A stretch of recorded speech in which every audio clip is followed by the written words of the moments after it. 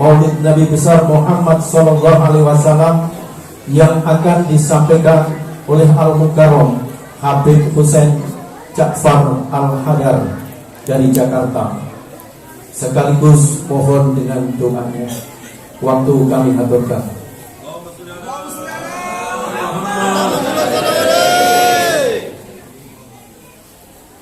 Ini saya harus berdiri atau soalnya kasihan kameranya. Ya. Bismillahirrahmanirrahim. Alhamdulillah nahmaduhu wa nasta'inuhu wa nastaghfiruh wa na'udzu billahi min shururi anfusina wa min sayyiati a'malina may yahdihillahu fala mudilla lahu wa may yudlilhu fala hadiya lahu. Asyhadu an la ilaha illallah wahdahu la syarika lahu wa asyhadu anna Muhammadan 'abduhu wa rasuluh. Allahumma shalli wa sallim ala habibina wa syafi'ina wa qurrati a'yunina Abil Qasim Mustafa Muhammad wa ala alihi wa sahbihi ajma'in, amma ba'du. Assalamualaikum warahmatullahi ta'ala wabarakatuh. Karena saya sudah 4 hari di Banjarmasin, tepatnya di Tanah Bumbu, keliling desa di sana, di beberapa masjid juga, di 10 desa untuk menyampaikan hikmah Maulid Nabi Muhammad sallallahu alaihi wasallam seperti yang ada di tempat ini. Jadi karena sudah ada banyak desa yang ada di kepala saya, terpaksa saya harus pegang contekan untuk memberikan penghormatan kepada Sahibul Bait, kepada yang mengadakan acara pada hari ini. Karena nama-nama desanya sudah banyak, saya takut salah sebut.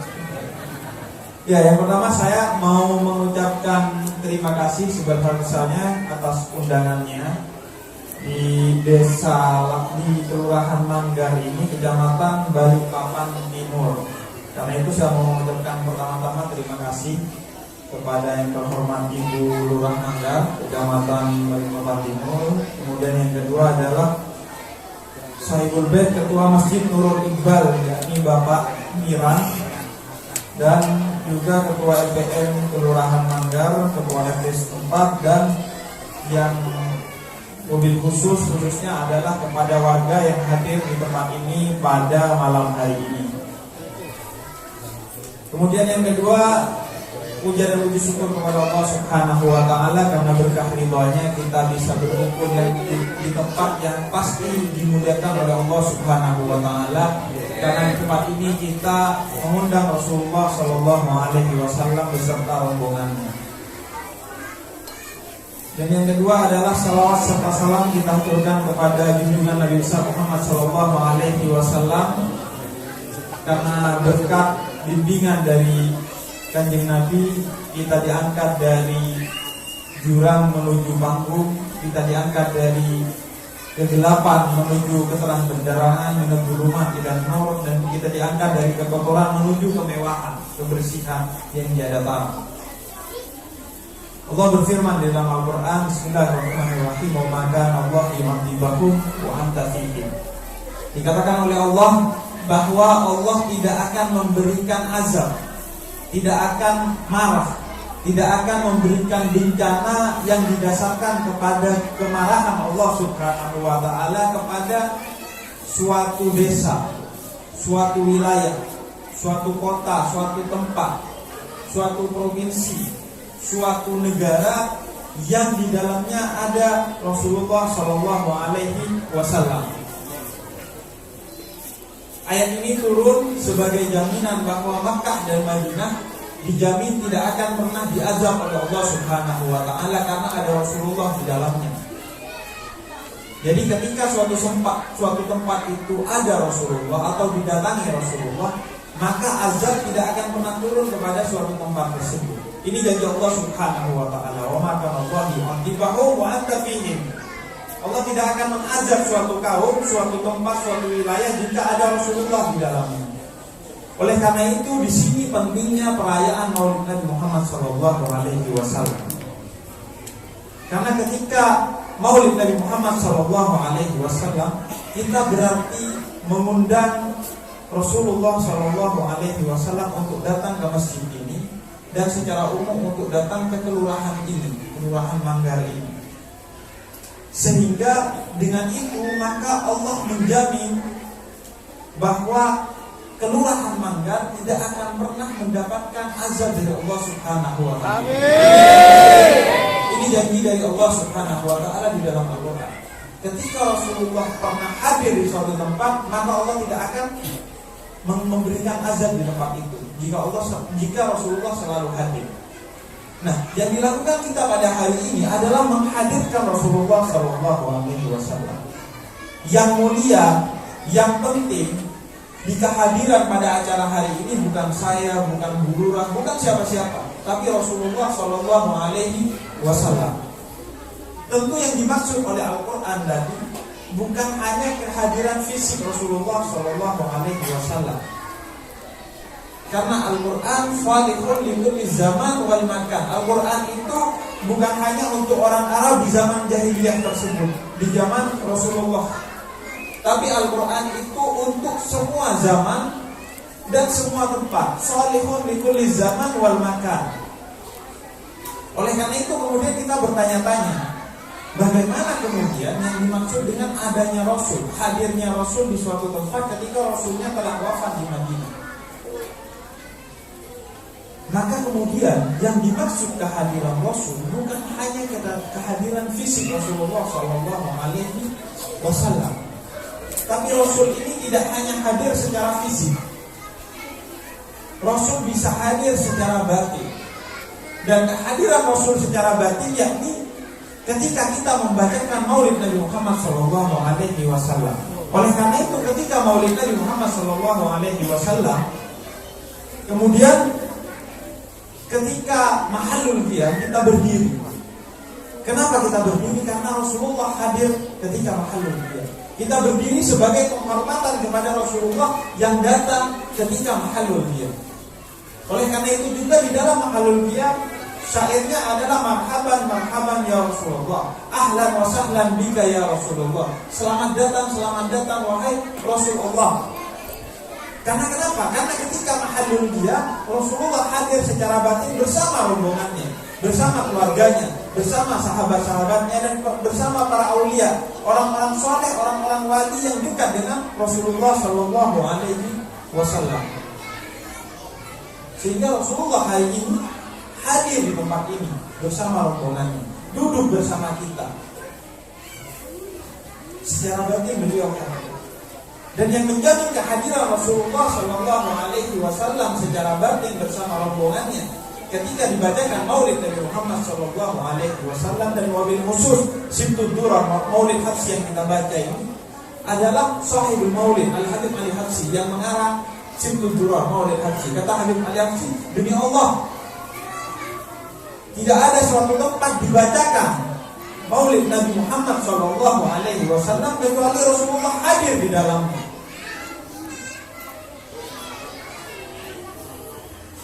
Suatu hari ada orang yang meragukan perkataan ini. Jadi diragukan bahwa Rasulullah hadir ketika diselenggarakan Maulid Nabi Muhammad SAW. Sehingga kemudian kata seorang wali yang ada di tengah-tengah masyarakat pada saat itu, selenggarakan Maulid dan kemudian kasih tempat di depan yang lantainya ditaburi dengan pasir dan kemudian ditutup dengan kain. Dia kan tempat mungkin 2x2 seperti itu. Maka kemudian dilakukanlah Maulid Nabi Muhammad SAW sampai mahallul qiyam selesai doa dan lain sebagainya. Kemudian disuruh itu kain dibuka dan ternyata ada jejak di dalamnya, ada jejak kaki di dalamnya. Dan kata wali ini dijelaskan bahwa itulah jejak Rasulullah SAW. Karena Rasulullah hadir setiap dibacakan Maulid Nabi Muhammad SAW. Dan ketika Rasulullah hadir, maka dikatakan di dalam Al-Quran, wa ma kana Allahu yu'adzibahum wa anta fihim. Ketika Rasulullah hadir tidak akan diazab desa tersebut. Oleh karena itu yang dilakukan kita pada hari ini adalah bagian dari upaya yang pasti untuk menjauhkan desa ini dari azab Allah Subhanahu wa taala. Karena itu penting bagi siapa yang menjadi pemimpin yang bertanggung jawab bagi suatu wilayah, mobil khusus di kelurahan ini, untuk menjadikan Maulid Nabi Muhammad SAW sebagai salah satu programnya. Minimal setiap bulan Maulid Nabi Muhammad SAW. Jadi yang perlu dibangun itu bukan hanya fisik suatu desa. Pembangunan fisik itu penting. Kesejahteraan orang-orangnya menjadi penting juga. Pendidikan warganya menjadi penting. Kesehatan warganya juga menjadi sesuatu yang penting. Tapi yang juga penting dan tidak kalah penting, bahkan mungkin lebih penting dari itu adalah membangun batin dari sebuah desa. Oleh karena itu perlu ada program di mana Maulid Nabi Muhammad SAW itu diselenggarakan minimal ketika bulan Maulid. Karena ketika suatu desa itu dibangun secara fisik, infrastrukturnya dibangun, sekolah-sekolah dibangun, rumah sakit, puskesmas atau rumah sakit dibangun, warganya dibuat sejahtera, punya sawah, punya kebun dan lain sebagainya. Tapi kemudian kalau Allah tidak ridho kepada desa tersebut, maka tidak ada gunanya. Jika secara batin Allah tidak memberikan keberkahan bagi desa tersebut, maka tidak ada gunanya. Dan yang lebih penting, kalau Allah kemudian murka kepada desa tersebut, maka Allah akan memberikan bencana yang menyebabkan segala sesuatu itu menjadi hancur. Rumah sakit yang kita bangun, sekolah yang kita bangun, sawahnya, semuanya hancur karena azab dari Allah Subhanahu wa Ta'ala. Karena itu perlu juga suatu desa dijaga secara batin agar selalu dicintai oleh Allah Subhanahu wa Ta'ala dan Rasulnya. Memastikan agar Allah tidak pernah marah kepada desa tersebut, sehingga cara yang paling ampuh sebagaimana diajarkan oleh Allah Subhanahu wa Ta'ala di dalam Al-Qur'an adalah wa ma kana Allahu yu'adzibahum wa anta fihim. Hadirkan Rasulullah minimal setiap tahun agar kemudian desa tersebut aman dari azab Allah Subhanahu wa Ta'ala. Maka mulai detik ini, karena kita sudah menyelenggarakan Maulid Nabi Muhammad SAW di Kelurahan Manggar ini, maka kita yakin bahwa Kelurahan Manggar tidak akan pernah diberikan azab oleh Allah Subhanahu wa Ta'ala. Itu keyakinan kita, karena Al-Quran yang berkata. Lalu kemudian bagaimana kalau masih ada bencana-bencana, ujian-ujian yang mengenai kelurahan ini atau warga desa atau warga kelurahan ini? Maka kemudian rumusnya adalah ketika ada suatu bencana, kemungkinannya adalah dua. Yang pertama, dia karena murkanya Allah Subhanahu wa Ta'ala. Yang kedua adalah dia karena cintanya Allah Subhanahu wa Ta'ala. Bentuknya sama-sama bencana, tapi sebabnya bisa dua. Bisa karena Allah marah, bisa karena Allah justru cinta. Karena kalau Allah cinta pada suatu masyarakat, suatu warga di sebuah kelurahan dalam hal ini, maka bisa jadi Allah juga memberikan bencana.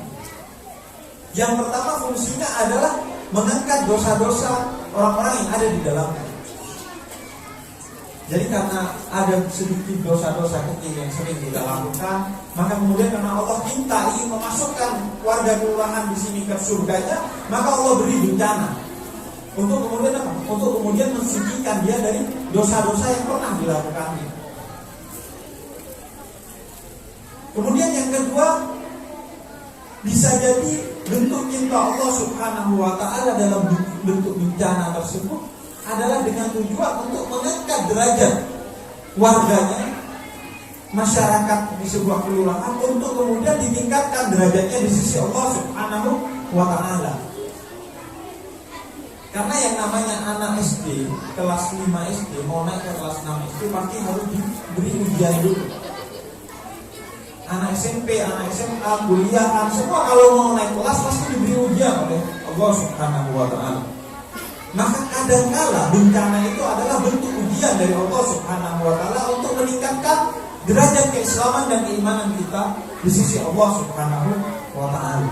Oleh karena itu kita yakin mulai sekarang, karena Rasul sudah hadir di kelurahan ini, maka kalaupun ada sedikit-sedikit kekurangan, ada sedikit bencana, ada sedikit cobaan, maka kita yakin itu justru bentuk cintanya Allah Subhanahu wa Ta'ala kepada kita. Antara karena kita mau diangkat derajatnya lebih tinggi, atau karena kita mau disucikan dari dosa-dosa yang pernah kita lakukan. Karena al-insan halul khata' wa nisyan. Manusia ini gak ada yang gak bisa lepas dari dosa. Semua manusia pernah dosa kecuali Rasulullah SAW dan para nabi-nabi selain Rasulullah SAW.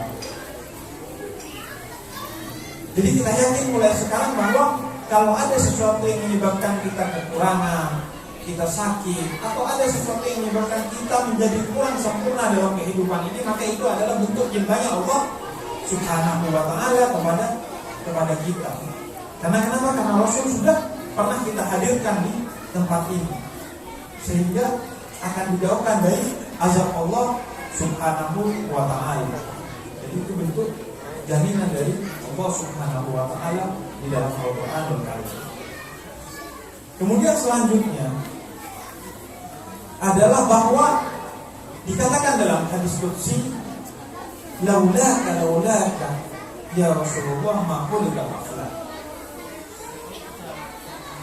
Kalau bukan karena engkau Rasulullah, aku tidak ciptakan segala sesuatu ini. Sebelum saya membahas itu, saya ingin menegaskan kembali bahwa para aulia Allah ini, para wali-wali Allah, para orang-orang yang dekat dengan Allah Subhanahu wa Ta'ala, itu kalau dalam tempo yang cukup lama, misalnya 1 bulan, gak diberi sakit, gak diberi bencana, gak diberi ujian sama Allah, itu menangis. Dia memohon ampun kepada Allah Subhanahu wa Ta'ala. Karena doa mereka selalu, ya Allah undur ila nafsi, ya Allah undur ila nafsi, ya Allah lihat aku. Karena kalau tidak dilihat oleh Allah Subhanahu wa Ta'ala, maka itu kecelakaan terbesar manusia. Naudzubillah, apalagi sampai di istidrak. Istidrak itu artinya bukan hanya tidak diperhatikan oleh Allah, tapi fi qulubihim maradun fazadahumullahu marada. Hatinya sakit, maka Allah tambah sakitnya. Dia punya harta, Allah tambah hartanya agar dia makin tersesat. Hartanya menyebabkan dia sombong, Allah tambah hartanya biar dia makin tersesat. Kesehatannya dia gunakan untuk hal-hal yang murka dari Allah, dia tambah kesehatannya agar semakin murka dia. Karena Allah kasih jalan, bentangkan jalan menuju neraka, sehingga wali Allah itu selalu menangis, selalu bersedih, selalu introspeksi diri dan beristighfar kepada Allah, memohon ampun kalau dalam waktu tertentu dia tidak mendapatkan ujian, bencana, kesedihan, kesakitan dan lain sebagainya. Karena dia takut itu berarti Allah tidak memperhatikan dia. Kalau kita yang orang-orang yang masih kualitas keimanan dan keislamannya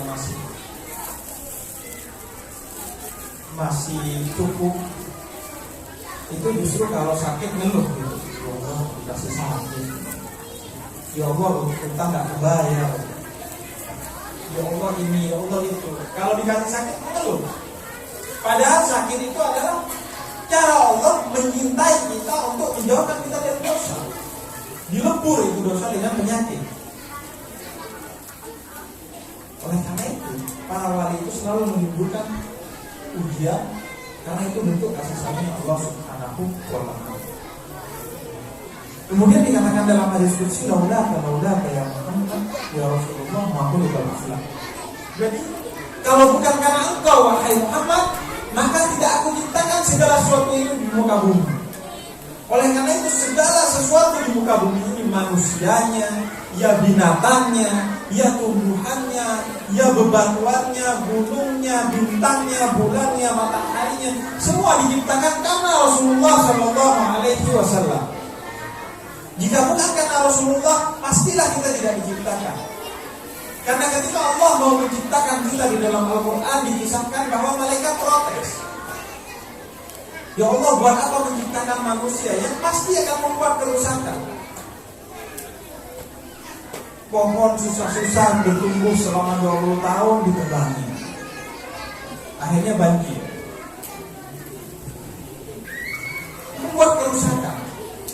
dikasih akal buat ngakalin orang, buat membodohi orang, dikasih hati tidak dilakukan, dikasih matanya dibuat buta secara batin, kerjanya mengganggu orang lain, terjebak dalam kemaksiatan dan lain sebagainya. Kata malaikat, gak usah diciptakan ini manusia. Tapi kemudian Allah tetap menciptakan manusia, kita semua ini, karena apa? Karena diutus Rasul Shallallahu Alaihi Wasallam bagi kita. Karena Rasulullah kita diciptakan. Laula ya Muhammad ma'hulikal aflah. Kalau bukan karena engkau wahai Nabi Muhammad, tidak akan menciptakan segala sesuatu. Oleh karena itu segala sesuatu menjadi mulia kalau dia sesuai dengan ciptaannya. Dia diciptakan karena Rasulullah, sehingga segala sesuatu menjadi mulia kalau dia digandengkan dengan Rasulullah Shallallahu Alaihi Wasallam. Kalau dia tidak digandengkan dengan Rasulullah, maka sesuatu itu tidak akan pernah mulia.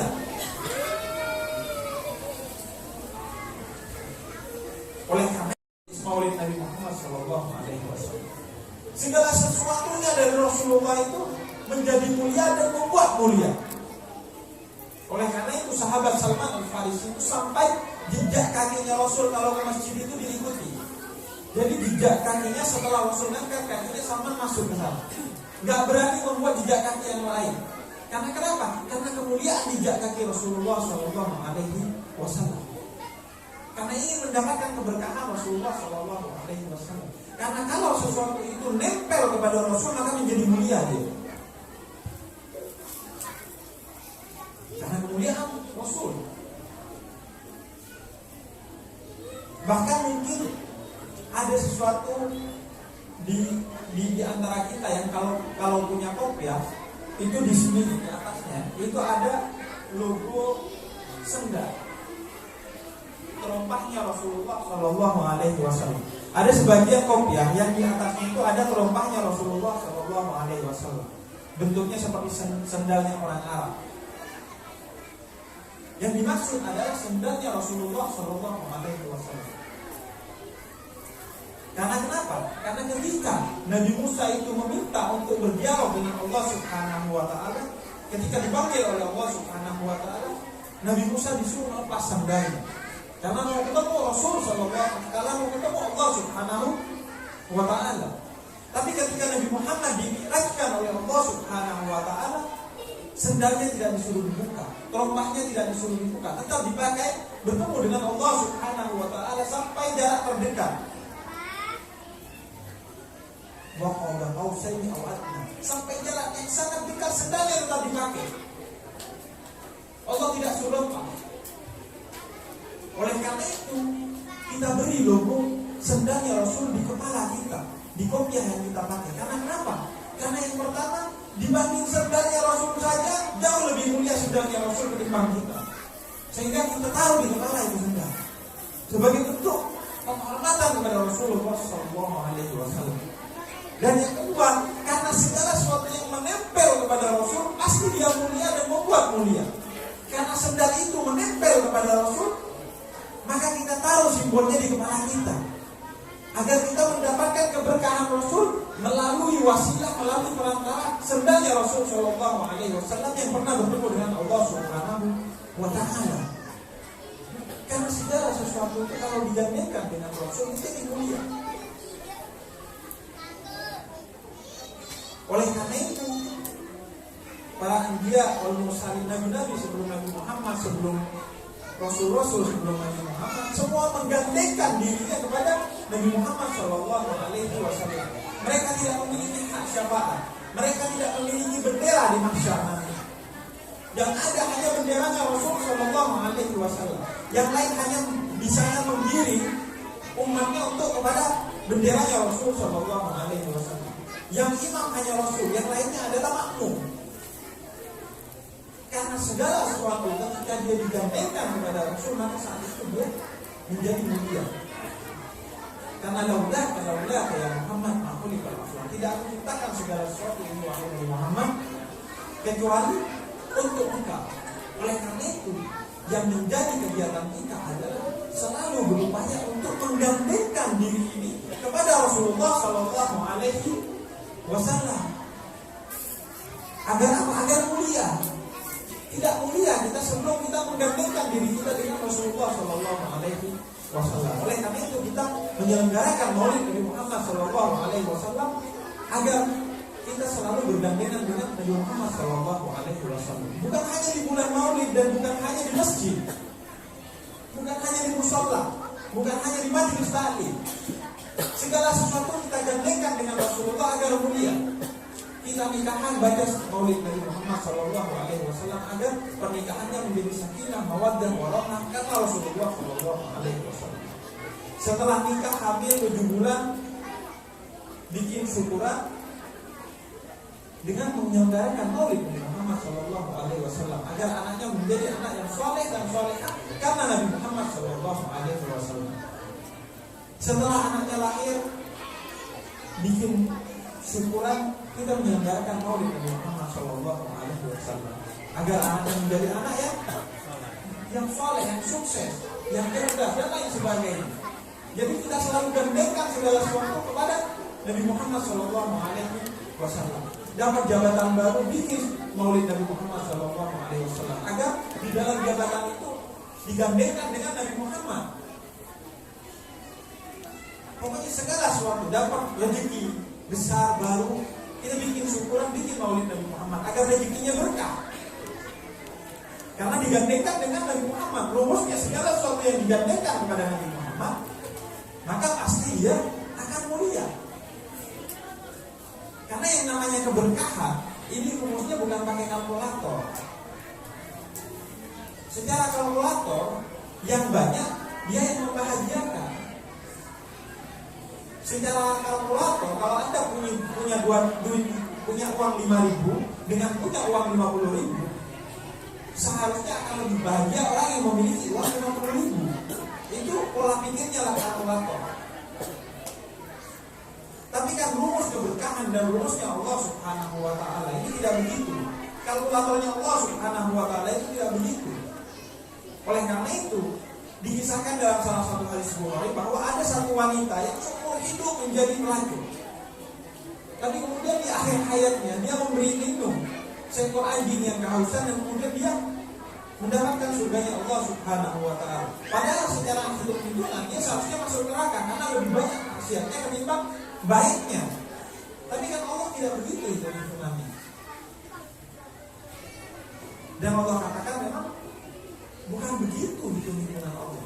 Tapi hitung-hitungan Allah adalah sejauh mana ada keberkahan di dalam sesuatu tersebut. Sedikit kalau berkah lebih baik dari banyak yang tidak berkah. Oleh karena itu harta yang sedikit yang berkah jauh lebih banyak dari harta yang banyak yang tidak berkah. Lihat aja, kita bisa cek orang-orang di kampung saya. Di kampung saya karena asalnya itu dari Jawa Timur dan kemudian pindah ke Jakarta. Dulu di kampung saya orang-orang itu kalau sebelum maghrib pasti pulang. Kerjaan selesai gak selesai harus pulang. Karena menghormati waktu di antara dua maghrib dan isya. Dia isi dengan ibadah dan kemudian selesai dia gak kerja lagi. Tapi kalau orang-orang di Jakarta itu mau maghrib, mau isya, mau tengah malam dia tabrak aja semua. Gak ada waktu. Waktunya adalah kapan kerjaan selesai. Maka kemudian ada sebagian orang yang hartanya banyak tapi tidak berkah, sedikit dan berkah. Orang-orang di desa itu walaupun rumahnya nggak bagus, hartanya sedikit, tapi bahagia hidupnya. Anaknya sampai kuliah, bahkan ada yang kuliah sampai luar negeri. Anaknya nggak pernah bikin dia sakit hati. Hartanya berkah, padahal sedikit. Tapi ada orang yang hartanya banyak, bisa beli daging, tapi nggak bisa makan daging karena sudah stroke. Bisa beli coklat, tapi nggak bisa makan coklat karena diabetes. Jadi nggak ada hitungannya, tidak pada banyak sedikitnya kalau dalam hitungan Allah Subhanahu wa Ta'ala, tapi pada keberkahannya. Oleh karena itu dikisahkan seorang sahabat Nabi Muhammad SAW itu setelah perang Tabuk. Itu sahabat Nabi bisik-bisik kepada Nabi Muhammad, Nabi nanti saya undang makan, tapi ajak segelintir sahabat yang sangat dekat dengan Nabi saja. Karena saya hanya menyembelih satu ekor kambing. Gak cukup kalau sahabat yang jumlahnya ratusan dan ribuan itu diajak semua. Maka karena kata Nabi, karena yang dipanggil adalah sahabat yang dekat dengan Nabi, Nabi gak pernah merasa ada sahabat yang lebih dekat dan lebih jauh. Semuanya dianggap dekat oleh Nabi. Maka Nabi umumkan kemudian, wahai sahabatku, kalian diajak makan sama si fulan. Pusing si fulan. Ratusan orang datang yang beli kambingnya cuma satu. Maka kemudian lari dia pulang duluan, nemui istrinya. Dia bilang ke istrinya, Rasulullah undang semua orang. Kemudian kata istrinya, yang undang Rasul. Iya, dia sudah kenal. Karena yang undang Rasul, bukan kita. Kita mengenai Rasul undang banyak orang, ya kita kenal. Dia jadi urusan Rasul. Dan segala urusan kalau Rasul yang pegang selesai. Maka kemudian dia sajikan itu, mungkin kalau di sini jadi kuah, kemudian sama nasinya. Kemudian ditutup dengan serbannya Rasul Shallallahu Alaihi Wasallam. Dia ambil 10 orang cukup, 100 orang cukup, 300 orang cukup, sampai semua sahabat makan. Kenapa? Karena keberkahan di dalam. Karena dia bergandeng dengan Rasulullah Shallallahu Alaihi Wasallam. Yang sedikit bisa menyelesaikan masalah yang besar. Kalau nggak berkah yang besar, nggak bisa menyelesaikan masalah yang kecil. Anak duitnya banyak, anaknya sekolah sampai kuliah, tapi nggak bermanfaat bagi orang tua, tidak bermanfaat bagi masyarakat. Artinya nggak ada gunanya. Duitnya sedikit, anaknya cuma lulusan SD, tapi membahagiakan orang tuanya. Tapi memberikan kontribusi kepada kelurahannya, kepada bangsanya, kepada agamanya. Semua. Jadi logika Allah, hitung-hitungan Allah itu tidak banyak sedikit, tapi berkah atau tidak sesuatu tersebut. Dan kunci agar sesuatu itu menjadi berkah, gandengkan selalu dengan Rasulullah Shallallahu Alaihi Wasallam. Maka selalu selenggarakan Maulid Nabi Muhammad Shallallahu Alaihi Wasallam. Nggak punya biaya untuk mengundang sebanyak ini, undang sedikit. Ini kan gabungan berapa RT, undang 1 RT. Undang 1 RT juga gak kuat, duitnya gak ada. Undang tetangga aja. Undang tetangga pun duitnya gak ada. Undang keluarga aja. Keluarga pun gak ada duitnya. Suami istri sama anak duduk baca Maulid Nabi Muhammad Shallallahu Alaihi Wasallam. Mau baca Maulid juga gak ada waktunya, Habib. Kita sibuk. Ya sudah baca sholawat kepada Nabi Muhammad Shallallahu Alaihi Wasallam. Jangan lupakan sholawat. Karena perintah sholawat itu adalah perintah yang agung. Dan Rasul gak pernah bilang kamu bersolawatlah, tapi perbanyaklah sholawat kata Rasul. Karena kalau manusia tidak bersolawat kepada Rasul itu sudah benar-benar sudah melenceng jauh dari agama Allah. Karena perintah sholawat ini adalah satu-satunya perintah yang sebelum Allah nyuruh kita, Allah sendiri melakukannya. Allah nyuruh kita sholat, tapi Allah gak sholat. Allah nyuruh kita haji, Allah gak pernah berangkat haji. Allah nyuruh kita zakat, Allah gak pernah zakat. Allah nyuruh kita puasa, Allah gak pernah puasa. Tapi ketika Allah memerintahkan kita bersalawat, Allah katakan innallaha wa malaikatahu yusholluna 'alan nabi. Allah katakan sesungguhnya aku dan para malaikatku bersalawat kepada Nabi. Baru Allah katakan ya ayyuhalladzina amanu shollu 'alaihi wa sallimu taslima. Baru Allah suruh kita salawat. Ini satu-satunya perintah yang Allah sendiri melakukannya dan lebih dulu melakukannya sebelum memerintahkan kepada kita. Karena itu harus memperbaiki salawat kepada Nabi Muhammad Shallallahu Alaihi Wasallam. Tidak ada lisan yang mulia kecuali lisan yang diisi dengan salawat setiap hari. Gak bisa 1000 kali, 100 kali, gak bisa 100 kali, 10 kali, gak bisa 10 kali, 1 kali. Meskipun Rasul memerintahkan perbanyak, tapi pada intinya adalah keikhlasannya. Dalam keikhlasan itu maka ada keberkahan dalam salawat tersebut. Dan ketika kita bersalawat jangan GR, yang terhormat bukan Rasul tapi kita. Satu-satunya manusia yang ketika dia dipuji yang terhormat adalah yang memuji hanya Nabi Muhammad SAW. Bahkan bukan hanya terpuji yang memuji, tapi mendapatkan balasan dari Allah Subhanahu Wa Taala. Karena Rasul itu sudah sangat terpuji dan mentok. Mau dipuji mana lagi gak bisa naik. Dan mau dihina gak jatuh nama Rasulullah SAW. Justru orang-orang yang mencoba menghina Rasulullah SAW biasanya kemudian justru jadi cinta kepada Rasulullah SAW. Contohnya seorang Yahudi suruhan Abu Sufyan, yang disuruh oleh Abu Sufyan setiap hari berdiri di pasar, dan kemudian setiap Rasul lewat dia ludahi. Sayyidul wujud, segala sesuatu diciptakan karena dia diludahi setiap hari, dan nggak pernah marah. Rasul bekerja setiap hari, sampai satu hari gak ada yang Yahudi. Rasul nanya, mana Yahudi yang biasa meludahi saya? Saya rindu kepada dia. Karena di mata Rasul tidak ada kemarahan, tidak ada kebencian. Meludahi kata Rasul itu bagian dari cara kemudian dia sampai kepada Rasulullah SAW. Jadi Rasul ini selalu melihat kebaikan dalam diri orang lain. Karena memang manusia ini diciptakan karena faktor ruh ini diciptakan dari ruh Allah juga.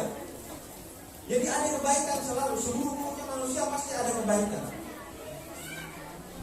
Seburuk apapun manusia pasti ada kebaikan di dalamnya. Karena itu kita tidak pernah membenci manusia.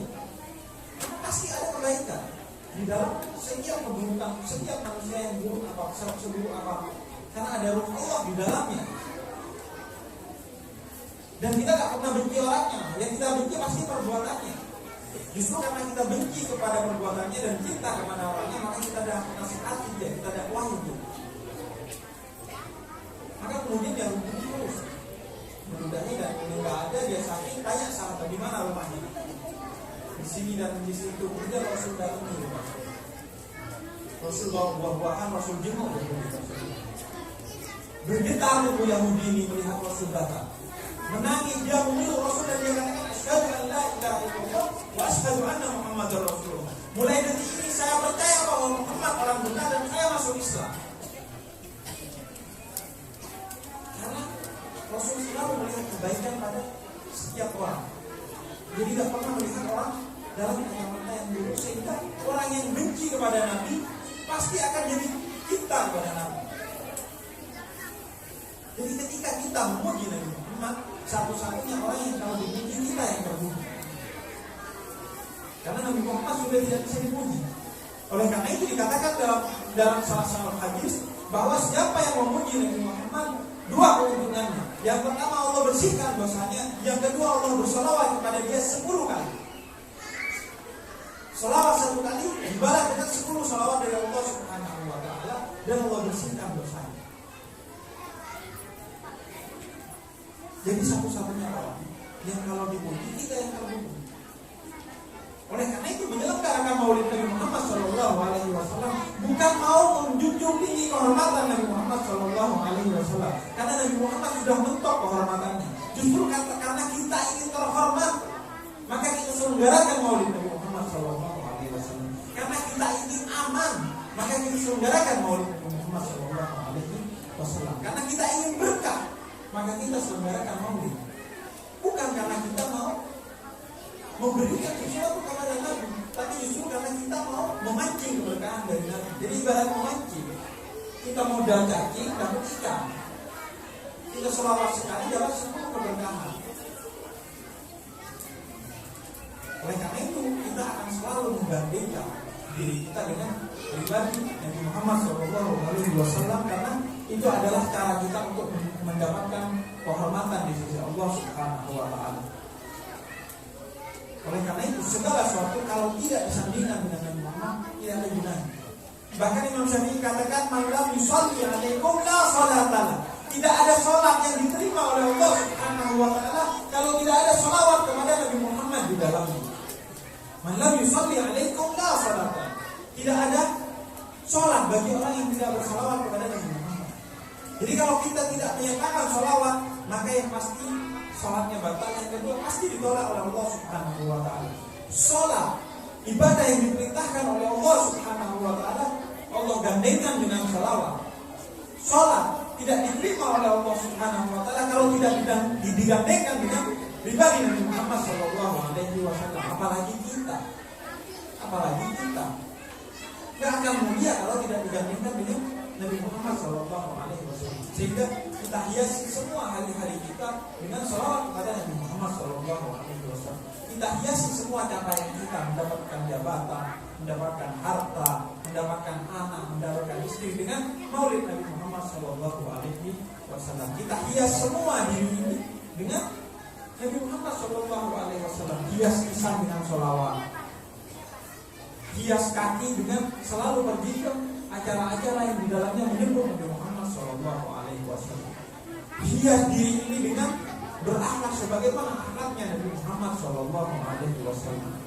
Hias telinga ini dengan selalu mendengarkan sholawat Nabi Muhammad Shallallahu Alaihi Wasallam, sehingga segala sesuatu dari kita menjadi mulia di sisi Allah Subhanahu Wa Taala. Karena tidak ada kemuliaan kecuali bersama Rasul. Bahkan pasti ditolak di sisi Allah Subhanahu Wa Taala siapa saja yang berhaji, meskipun haji itu tidak perlu ke Madinah. Haji itu rukunnya semua di Mekah.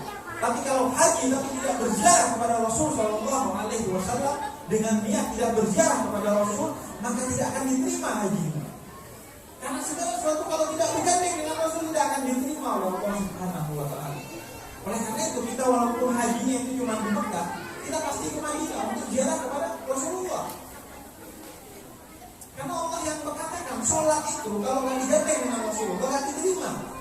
Begitu juga haji dan ibadah-ibadah lainnya. Kalau tidak digandeng dengan Rasulullah nggak akan diterima oleh Allah. Maka kita haji meskipun hanya di Mekah, kita tetap ke Madinah. Kita ziarah kepada Rasul agar haji kita diterima oleh Allah Subhanahu Wa Taala. Segala sesuatunya kita gandengkan dengan Rasul agar kita selamat di dunia dan selamat di akhirat. Dan pada akhirnya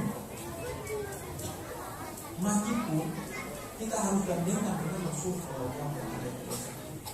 Jangan sampai kita mati dalam keadaan tidak tersambung diri kita dengan Rasulullah Sallallahu Alaihi Wasallam. Karena itu menuju surga itu dua. Yang pertama adalah amal kita yang menutup pintu rahmat Allah Subhanahu Wa Taala. Yang kedua adalah syafaat Nabi Muhammad Sallallahu Alaihi Wasallam. Jalur pertama berat. Jalur pertama ini berat. Amal itu berat. Karena nikmatnya Allah itu tidak tertinggal. Wa in ta'uddu nikmatallahi la tuhsuha. Kalau kamu mau menghitung-hitung nikmatnya Allah Subhanahu Wa Taala, kamu tidak akan bisa. Sehingga jalur amal ini repot. Yang pertama, walaupun amalnya ikhlas, ditukar sama nikmat alis selesai. Sholat kita banyak ditukar dengan nikmat lidah selesai. Apalagi ditukar dengan nikmat nyawa, selesai itu semua ibadah kita hangus. Itu yang pertama. Yang kedua, kalau nggak ikhlas, kalau nggak khusyuk, gimana? Kalau nggak ikhlas, Rasul katakan mereka akan muflis, bangkrut di akhirat. Sholat tapi bukan karena Allah, karena ingin pujian orang lain, maka akan muflis kata Allah. Ya sudah, mendapat kehormatan di mata orang itu balasannya bukan Allah, karena kamu sholat buat orang lain bukan buat Allah, kamu akan muflis.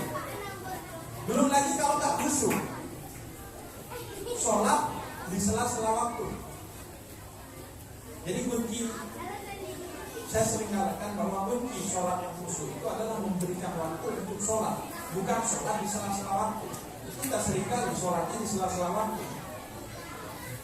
Sambil ngurusin ini, sambil nunggu kita sholat dulu. Perjalanan kemana, sambil jalan berhenti di pom bensin kita sholat dulu. Sehingga nggak ada waktu untuk sholat. Sehingga pakaiannya terpanjang.